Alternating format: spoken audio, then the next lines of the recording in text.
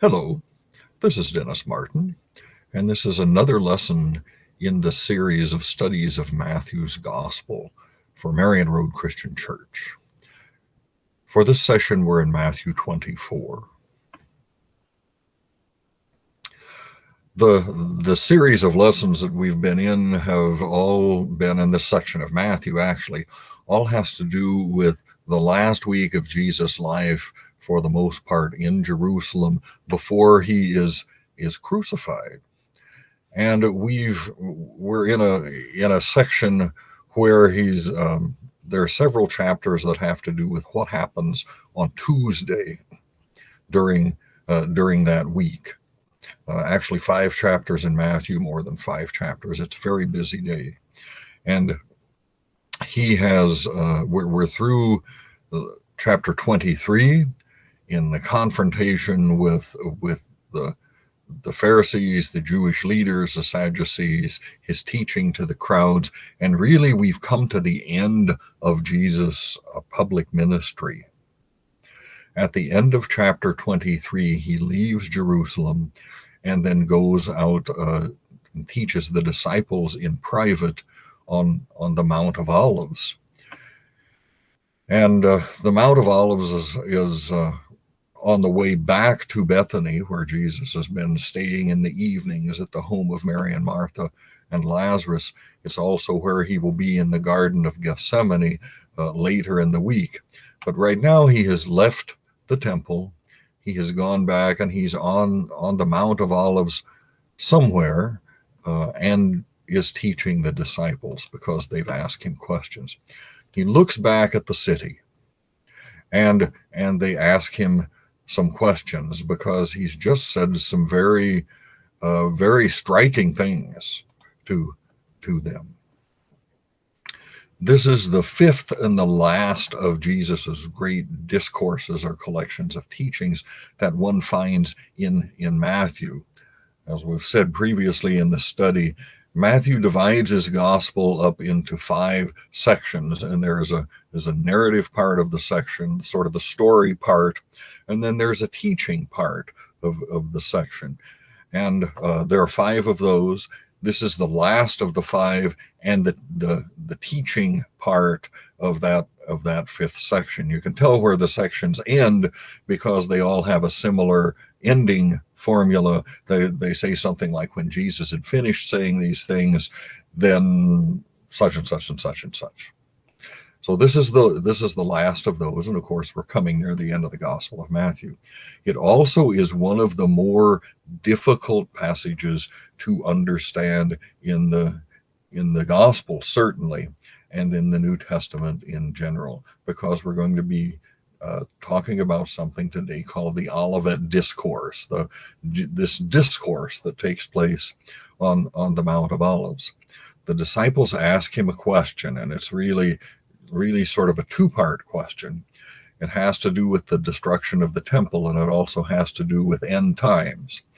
And Jesus' answer sort of swirls around a little bit, and for us who do not have the background in the Old Testament and in the context that the disciples do, it's sometimes a challenge to know where we are, and I'll try to sort that out for you as we go along.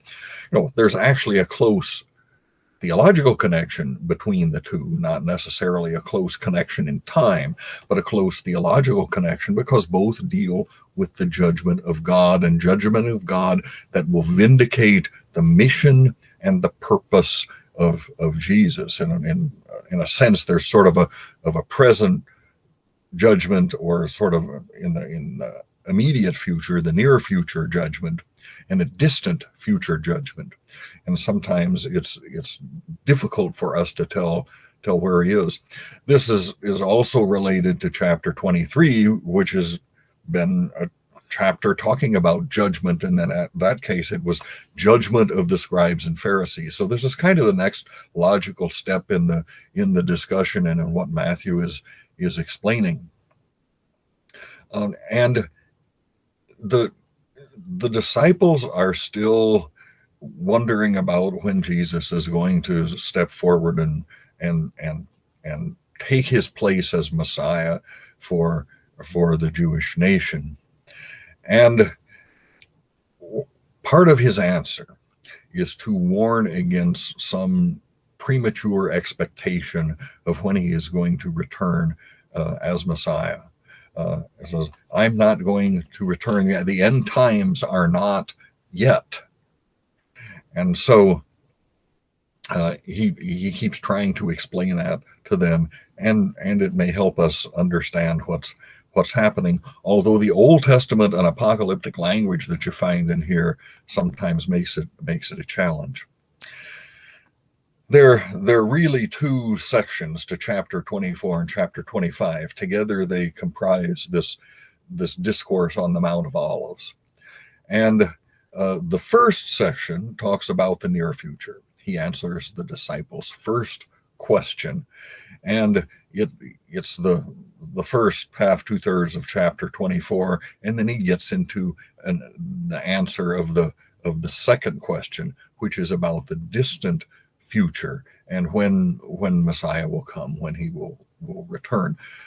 So we'll get started on that. We'll get through the first part of the answer in chapter 24 and just get started on the second part in our lesson today as we look at chapter 24. But to set the stage for this a little bit, Jesus has ended chapter 23 with a lament over Jerusalem, where he is leaving the temple for the last time and looks back and says, Jerusalem, Jerusalem, you who killed the prophets and stoned those who are sent to you, how often have I wanted to gather your children together the way a hen gathers her chicks under her wings, and you were unwilling. Oh, behold, your house is now left to you desolate. For I say to you, from now on you will not see me until you say, blessed is he who comes in the name of the Lord. And of course, Jesus never returned to the temple again. And this is also seen as a statement that when he says, behold, your house is being left to you desolate, that God and the Spirit of God are leaving the temple, that the temple, in a sense, has failed. But Jesus leaving the temple really symbolizes the end of its relevance in the purpose of God. It had failed in the sense that the Jewish leaders refused to recognize who Jesus was. And Jesus leaving the temple and going to the Mount of Olives, in fact, is sort of reminiscent of what's described in Ezekiel 11. Ezekiel, as a young man, has been carried off into Babylon in captivity, but Jerusalem hasn't been completely conquered yet, and there's still people there, and the temple is still there. And Ezekiel has a vision where he sees the Spirit of God leave the temple, move out of the temple, and go over and sit over the Mount of Olives. And just as Jesus doesn't do anything by accident, I think it is not by accident that Jesus leaves the temple, that Jesus goes to the Mount of Olives to symbolize God is turning his back on Jerusalem and on the temple, and that he is going to be working with the rest of the world, that the Jews have lost their favored status with him. So, but the disciples don't understand this yet. They are sort of preoccupied with the buildings. They are from northern Galilee. They are from the little fishing village of Capernaum, a lot of them, and it's a small place.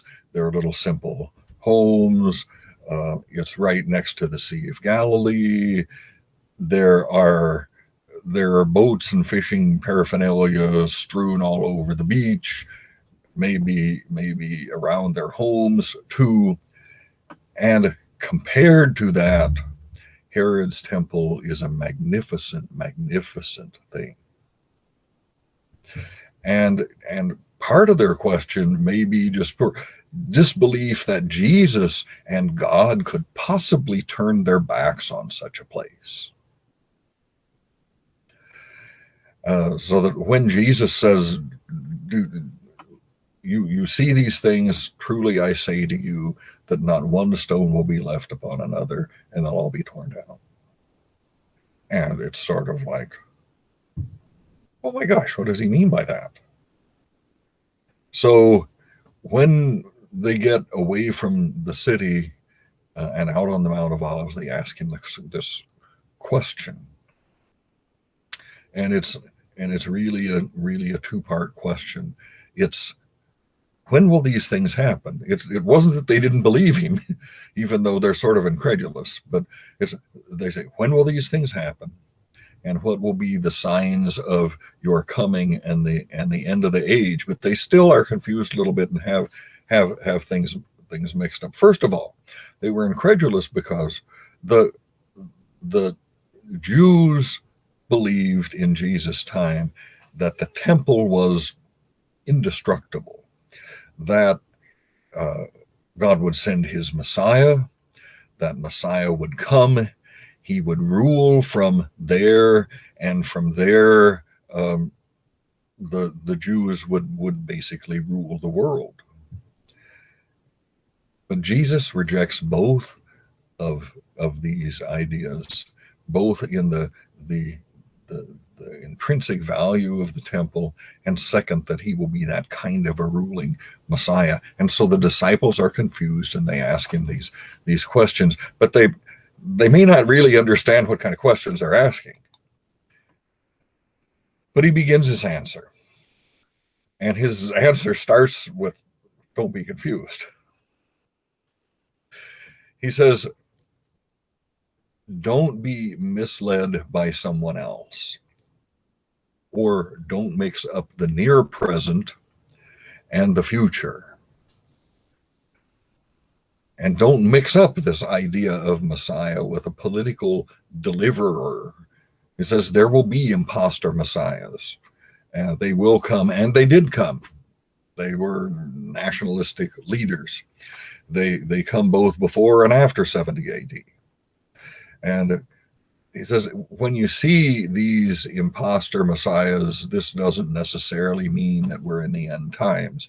That wars and rumors of wars don't necessarily mean we're in the end times. Wars happen all the time, but it's not the end. And sometimes verse 6 and verse 7 are really thought to apply to the end of time when Christ is coming again. But here it's related to the near future. It's not related to the second coming of Jesus at all. It's related to what's going to happen in the years before the destruction of the temple. This is all what's going to happen before 70 AD. And there will be wars. There will be nations rising against nation and kingdom against kingdom. And there are going to be some hard times.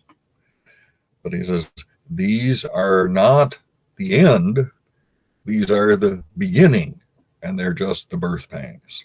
So it's clear that he's not talking about the second coming, but he's talking about what happens leading up to the destruction of the temple.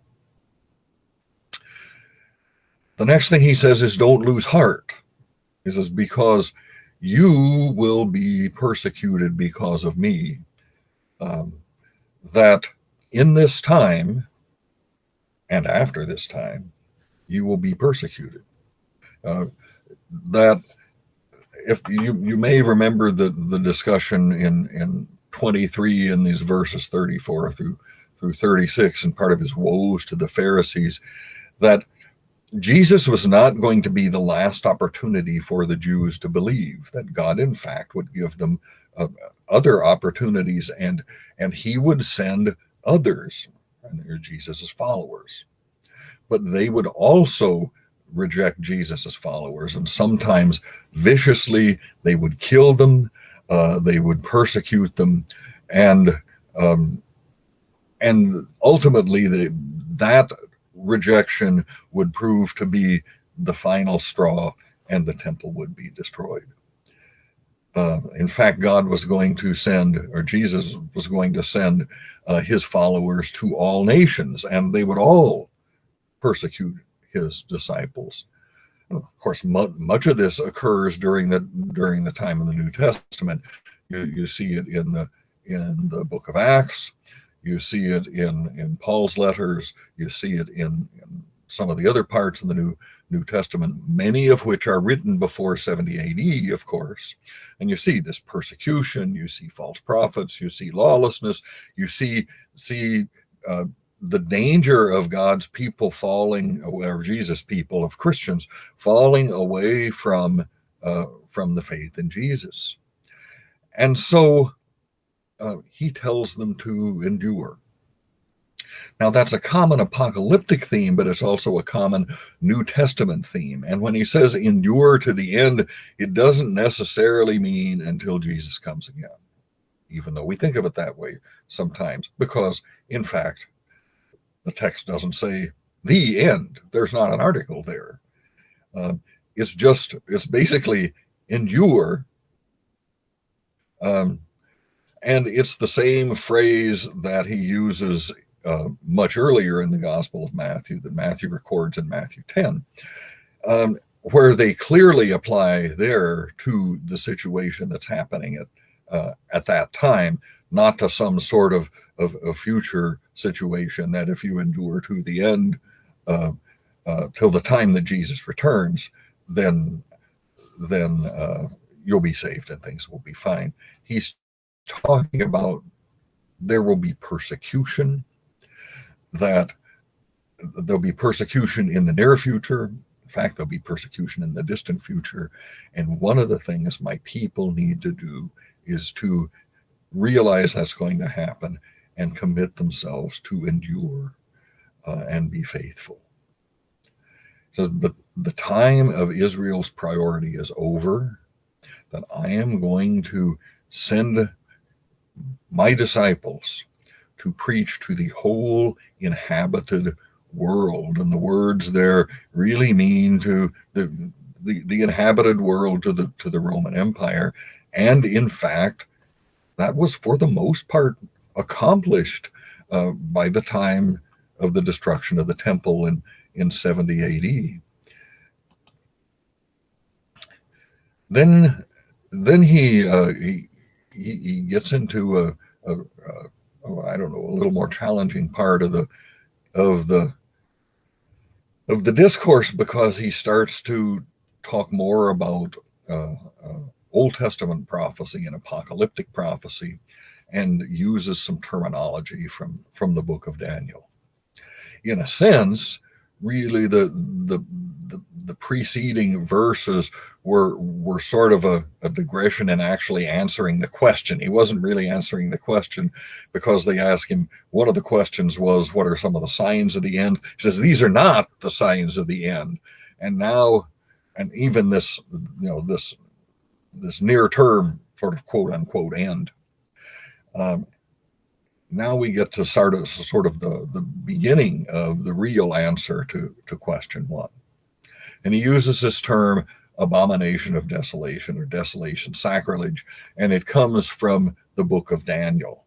It's used several places there. Abomination is an Old Testament term for the idolatrous affront to God himself and to the worship of God. Now, it's generally thought in Daniel's prophecy that when he uses that, it refers to the future event of Antiochus Epiphanes desecrating the temple in 167 BC by sacrificing a pig on the altar, and by setting up a statue of Zeus inside the temple itself. And of course, that prompts the Maccabean rebellion, in which the Jews win in the war against the Greeks, against the Seleucids. and they become independent for a short period of time, and the temple is cleansed and the temple is restored. And so that at least is thought to be the, or perhaps the first, meaning that the first event that Daniel was referring to by this term, the abomination of desolation.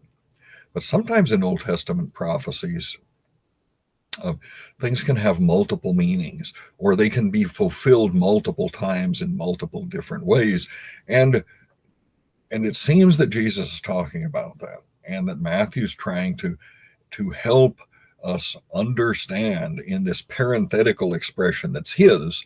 Let the reader understand, that's printed in black on your screen, that Matthew's trying to help us understand that this applies to the current times, or the near term times, that in the near term times, a similar awful, horrible desecration of the temple will happen again. It's not exactly clear what that's going to be. And in fact, it's not exactly clear what that was. There was an attempt by the Emperor Gaius to set up a statue of himself in the temple in the years 40 and 41. And so the thought is that might be what's being referenced. The Zealots desecrated the temple in the winter of 67 and 68, just as the war with the Romans is getting started. And then the Romans, of course, desecrated the temple as part of their destruction of it.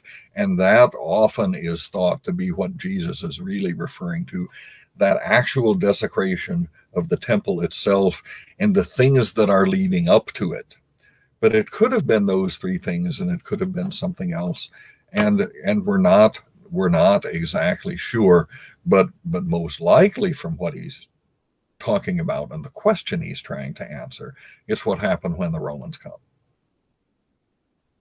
And at that time, he says, when these horrible things are going to happen, those in Judea must flee to the mountains. And there's a warning for the Jews and for his disciples, who will also be caught in some of this. These verses are pretty clearly applicable to the Jewish war that happens in 66 through 70, not just in Jerusalem, but throughout Judea and Galilee. And he says it will be, and in fact it was, a very, very horrible time indeed, because the Romans didn't just destroy Jerusalem. They in fact destroyed all of the cities and towns and villages in the countryside, as they started in the northern part of the country and worked their way south to Jerusalem. And says this is going to be a destruction like you have never seen before. It's going to be a crisis like you have never seen before. And when it comes, there will be no time to lose if you hope to escape. And if there are other difficulties that you have, if women are pregnant, if there are children to have to protect, if the weather is bad, if it's on the Sabbath when the gates are closed, just leave. It's going to be a very dangerous, a very horrible time. And Josephus, in fact, describes those horrors in his book, the War of the Jews, where he says that over 1 million Jews were killed in Jerusalem alone, and almost 100,000 were enslaved, and that's besides all that were killed throughout the countryside as the Romans destroyed town after town and city after city as they marched relentlessly toward Jerusalem. Jesus, in fact, says it would have been worse, and it would have been worse for God's people if God in his mercy had not shortened and reduced the severity of his judgment, because it was, in fact, the judgment of God for the rejection of him by his people. That God was and God is, and God will remain in control. He was in control then, and it was an example of his mercy that he shortened the horrors of the Jewish war. It was a very, very terrible time indeed, when hundreds of thousands of people were just slaughtered. It goes back then to the warnings that in times of crisis, this is both leading up to and in fact after 70 AD, that people will try to take advantage of the situation, and there would be some who would claim to be Messiah. And he says, when these people come, none of these false messiahs will be me. Because that miracles are not always the work of God, that just claims alone do not make a Messiah, just a political leader does not make a Messiah. So you, my followers, my disciples, do not be led astray. You have been warned in advance. The end time is not here yet. Some thought that Messiah would come in the wilderness, sort of like John the Baptist. Others thought Messiah would come in secret. But Jesus says, everyone will know when Messiah comes. When I really come, everyone will know, just as when lightning flashes clear across the sky from one horizon to the other, and no one can fail to see it. No one will fail to know when I really return. There will be no need to search. There will be no need to guess. Everyone will know that I have come, that I have returned. And then he concludes with this little proverb that's similar to one that's found in the book of Job. Then we get to a part of the chapter and of the Olivet Discourse that's a little bit of a challenge. And it's challenging because at this point, he's just talked about the temple is going to, all of these things that are going to happen. There's going to be this abomination of desolation. There are going to be false messiahs. There's going to be persecution. All of this is happening. And then we're at a point where we expect him to talk about the temple being destroyed, and instead he doesn't do that. And he says some things that sort of seem to be talking about the distant future, not the immediate future, and the sun being darkened and the moon not giving us light or being turned to blood, as the prophets would say, sound like words from Isaiah and the prophet Joel, and in fact they're very similar sort of imagery. And there they talk about the final days, or they talk about the final days sort of, because Peter uses similar words from the prophet Joel in his sermon on the day of Pentecost, because it's talking about the day of the Lord, but the day of the Lord means different things, that the Lord has visited them. There are several possibilities of what this means. First of all, and there's not, in fact, general agreement on what they might mean. First of all, it may refer to the end times, to Jesus' return at the end of time, and it in fact bridges from verse 27 to verses 36 and following. And in fact, this kind of telescoping and overlapping and swirling together the near future and the distant future happens frequently in the or at least with some regularity in the Old Testament prophets. And this 13th chapter of Isaiah that I mentioned above is an example. The talking about the sun being darkened and the moon turned to blood, and something that seems to be referring clearly to the end times in Isaiah 13:6-13, is both preceded immediately in verses 1-5 and following in verses 14 following by a description of the fairly near term, almost immediate judgment that God will give on Babylon. So that itself is an example of the telescoping in the prophets, or overlapping in the prophets, where the prophet will talk about the near term judgment of God, where he'll talk about the distant future judgment of God, where he'll talk about the near term judgment of God again, and they seem to sort of swirl together. So those reading or hearing this, if they were familiar with the Old Testament prophets, would perhaps not be surprised of seeing both the near future and the distant future discussed together. But in fact, Jesus is using this Old Testament apocalyptic language.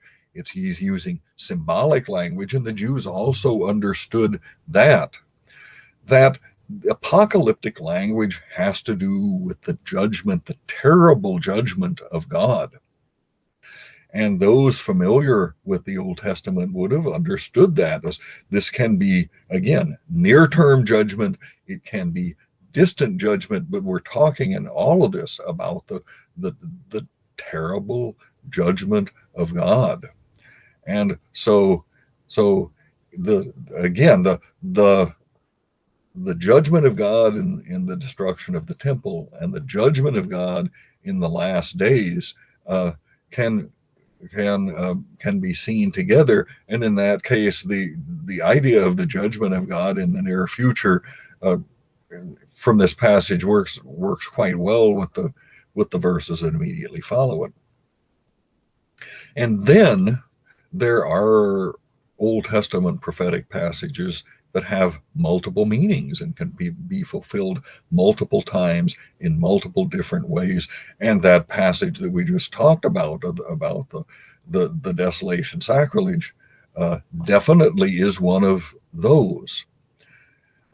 And it is apocalyptic. And so there can be a mixture of some of this. It's difficult, for really maybe impossible, for us to know today, for sure what Jesus is talking about, because we don't have the context and we don't have the background of his immediate hearers. But I'll suggest to you, in fact, I'll assert to you, that long term, it really does not matter. That the important points are God is in control, that Jesus will return, and that God is responsible for the timing, and all of this will happen according to God's plan. And that as he will say in just a minute, we should not worry about exactly when it is going to happen and about the timing. Well, by the time we get to verse 32, we're back clearly to the present, and he uses a fig tree as an example. Now, we've seen a fig tree before, just a few chapters earlier. The fig tree is mentioned and is seen on Jesus' trips back and forth to Jerusalem in the last few days, where as he was traveling from Bethany to Jerusalem and then back again, he saw a fig tree. The fig tree had no fruit on it. He cursed the fig tree, and it died. The fig tree there, as he explains the parable, was a symbol for Israel, for unfruitful Israel. And because Israel tried to look good like the fig tree with its full leaves, but it had no fruit, Israel would also be cursed, and Israel would die, essentially. But here the fig tree is just an example in a parable. It doesn't really stand for Israel. And the fig tree, different from many of the trees in Palestine, was not an evergreen. It shed its leaves in the fall of the year, and it grew new leaves then in the spring, but not until late in the spring. The one would think that there were never going to be leaves on this fig tree. But then a little while before summer, but late in the spring, the fig tree would finally get leaves on it. So he says, you know that when the fig tree finally gets leaves on it, that summer is very near. And verse 33 is sometimes another confusing verse because it's translated different ways. As you see in what I've put on the screen from the NASB, it translates it, recognize that he is near. And it makes you think that now are we talking about Jesus' return again, or what are we talking about? I thought we were talking about the temple. And well, the translators struggle with some of these. And in fact, in other translations, they don't translate this as he, they translate it as it, because translations are themselves a sort of an interpretation. And it's a verse, well, the verse itself is similar in Matthew 13 and in Matthew's account of the Olivet Discourse. In both places in the Greek, there's no masculine pronoun. In fact, there's no pronoun at all. It says it's near, basically, but without a pronoun. In Luke's account of this, Luke says the kingdom of God is near. All of those together help us to understand a little bit that this likely is not, even though the way some people translate it, it's not likely referring to Jesus' return is near, but that this near term event is near. And that makes sense then when you look at the next verse, that this generation will not pass away until all of these things have passed away, or until all of these things take place. And that is really the answer to the first question on when is the temple going to be destroyed. Verse 35 is in all of the synoptic gospels in Matthew and Mark and Luke, and it emphasizes the truth of what Jesus is saying, and it helps to clarify verse 34. It says, if you are confused, realize that this is true, what I'm saying is true, and that if you understand this is about the temple and the judgment of God on Israel and the destruction of the temple, it's going to happen in this generation. So now on to the second part of the question, and it's possible to see that we're into the second part of the question, not just because he's finished the answer to the first part, but it sounds like a new topic. He's talked about these things, kind of the near term things, in his previous discussions. Then in verse 36, he starts to talk about that day, and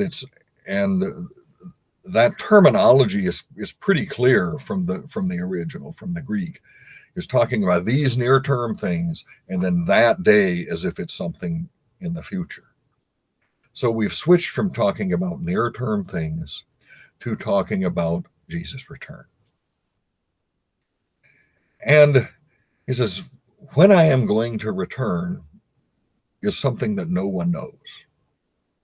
He says, in fact, I don't even know. It is a limitation of the Son, at least while he is on earth, that the Son does not know, the angels don't know, nobody knows, only the Father knows. And you find that said again that way in Matthew not in Luke. It's interesting that in some of the early manuscripts, not the earliest ones, but in later ones, and you can see how it's changed. The copyists were almost embarrassed by this statement, and they thought it was an error because it seemed to say that Jesus was limited, that he was less than the Father.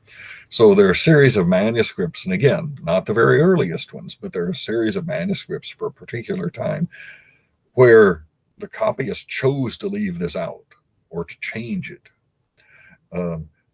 to not talk about Jesus' limitations. But it's a limitation, at least, of Jesus when he was on earth, that he didn't know when he was going to return. Does he know it now that he's in the Father, or with the Father in heaven? We don't know, but it doesn't matter. God knows. Certainly for us, the time is unknown, and that people will be caught unprepared. And there is no fig tree for this future time. The fig tree referred to the predictions of the immediate time. There is no fig tree for the future, for Jesus' second coming. It says people will not know. No one knows. No one can predict it. And he uses Noah as an example, or the time of Noah as an example. It's interesting. The flood also had to do with a time of judgment and an act of judgment from God, and that when the Son returns in judgment, that people also will not know. And the main point in the discussion with Noah is that people were not prepared. People were living just as they had always lived. They thought things are going to go on like this forever. And they did not realize that God's judgment was coming, and they were not prepared.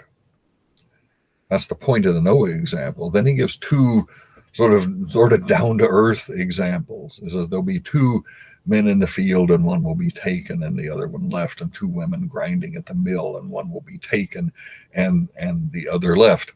Again, the point is this is the result of whether or not they were prepared. That the prepared and the unprepared, the saved and the unsaved, can be living side by side in this world as we go on with our lives from day to day. But when Jesus returns, whether they are prepared or whether they are not prepared will make a huge difference. And taken in this word, the word taken, it's used a number of other times in the New Testament, in Matthew itself, to mean take along with. But there's no indication of either here or in other places of where they're being taken to or how they're being taken. In this case, the assumption is that the ones who are prepared are taken to be with Christ, and the others are not. But there's not much here to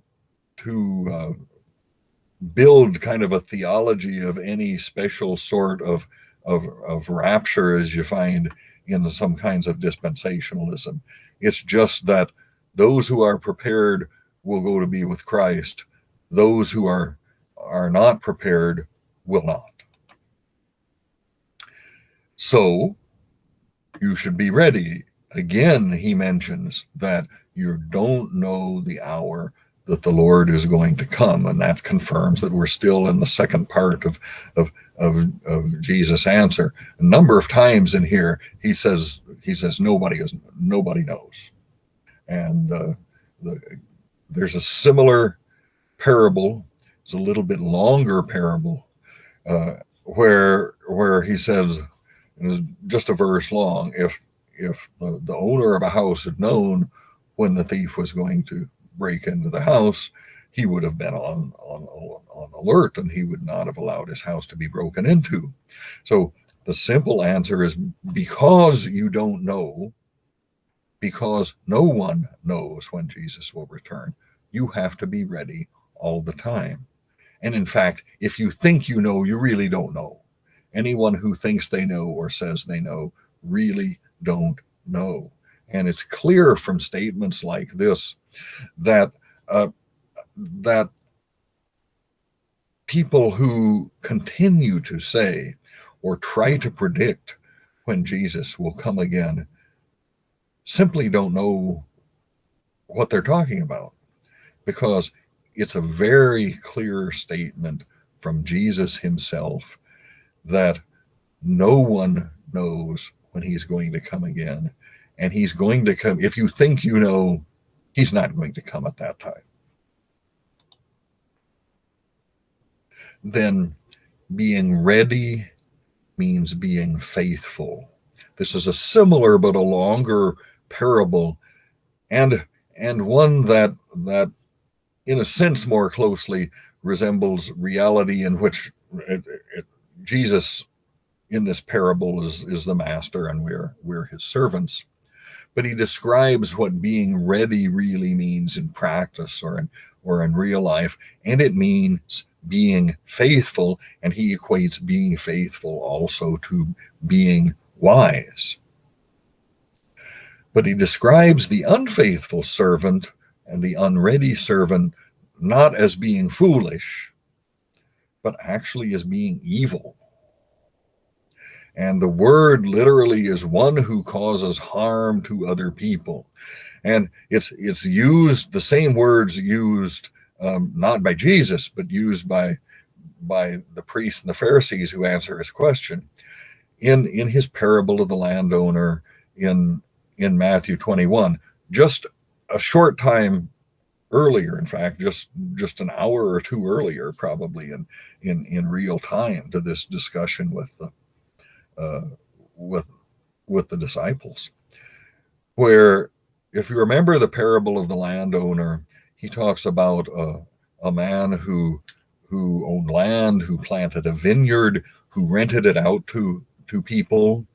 Then at the time of harvest, he sent some of his servants to collect his share of the harvest, and those who had rented the land either beat them, treated them poorly, or just completely ignored them. Then finally he sends his son, and those who have rented the land from the landowner actually kill the son. And Jesus says, "What do you think will happen to them?" And the Pharisees and the chief priests say, "What do you think will happen when the one who owns the land comes?" And he says, these wretches will have a very wretched end indeed. And that's the same word for this person. It's someone who's sort of intrinsically evil, intrinsically harmful. And so Jesus describes this wretched end here for the unfaithful, unprepared servant. And literally the words are, he will be cut in two. He'll be cut in half. And he will receive the same kind of punishment as the Pharisees in chapter 23. These people who knew what to do, who did not do it, who willfully were unfaithful. This is not somebody who just made a mistake. This is somebody who was deliberately unfaithful to his Lord, to his master. And Jesus says there are no second chances when the master comes. There are no do-overs for the one who has been deliberately unfaithful. He will be punished. He will be thrown out. He will have no part with me after I come. So what have we learned from chapter 24? Challenging chapter, as we talked about. First of all, we've seen that Jesus predicted the temple would be destroyed as God's judgment.